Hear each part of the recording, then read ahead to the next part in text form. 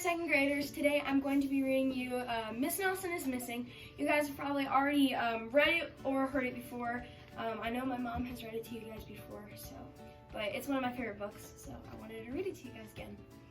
So, Miss Nelson is Missing by James Marshall.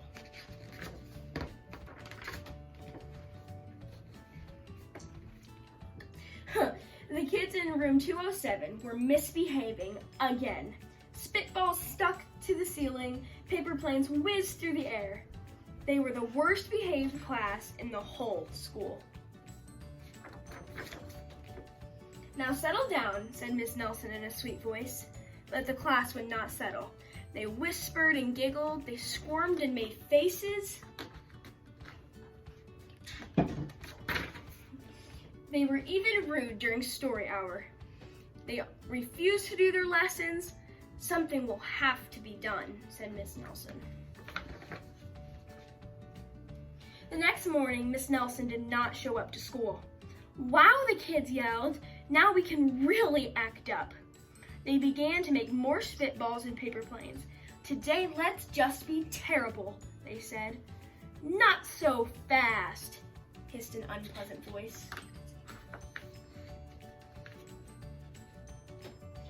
A woman in an ugly black dress stood before them.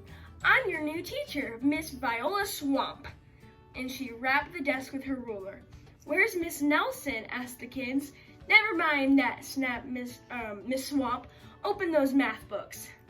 Miss Nelson's kids did as they were told. Oh my gosh, I stumbled. Miss Nelson's kids did as they were told. Okay. They could see that Miss Swamp was a real witch. She meant business. Right away, she put them to work, and she loaded them down with homework. "We'll have no story hour today," said Miss Swamp. "Now keep your mouth shut," said Miss Swamp. "Sit perfectly still," said Miss Swamp. "And if you misbehave, you'll be sorry," said Miss Swamp. The kids in room 207 had never worked so hard. Days went by, and there was no sign of Miss Nelson. The kids missed Miss Nelson. "Maybe they should try to find her," they said. Some of them went to the police. Detective Mix Smog was assigned to the case. He listened to their story. He scratched his chin. He said, "I think Miss Nelson is missing." Detective Mix Smog would not be much help. That name. Other kids went to Miss Nelson's house. The shades were tightly drawn, and no one answered the door. In fact, the only person they did see was the wicked Miss Viola Swamp coming up the street. "If she sees us, she'll give us more homework." They got away just in time.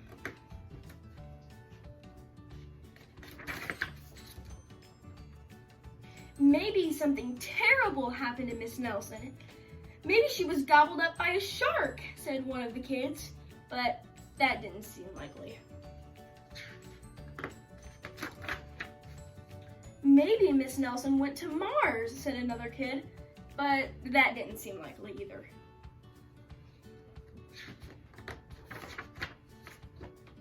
"I know," exclaimed one know-it-all. "Maybe Miss Nelson's car was carried off by a swarm of angry butterflies." But that was the least likely of all.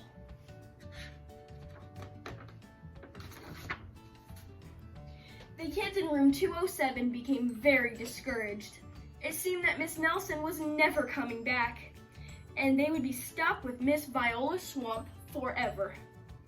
They heard footsteps in the hall. "Here comes the witch," they whispered. "Hello, children," someone said in a sweet voice. "It was Miss Nelson. Did you miss me?" she asked. "We certainly did," cried all the kids. Where were you?" "That's my little secret," said Miss Nelson. "How about story hour?" "Oh yes," cried the kids. Miss Nelson noticed that during story hour, no one was rude or silly. "What brought about this lovely change?" she asked. "That's our little secret," said the kids. Back home, Miss Nelson took off her coat and hung it in the closet, right next to an ugly black dress. When it was time for bed, she sang a little song. "I'll never tell," she said to herself with a smile. And here you can see the Viola Swamp coat in the back. So, okay. There's your story for today. Miss Nelson is Missing by James Marshall. So I'm pretty sure that you guys caught on that she was Miss Viola Swamp the whole time. So if you didn't, now you know. And yep, that's Miss Nelson is Missing. Stay safe, everyone, and yeah, goodbye.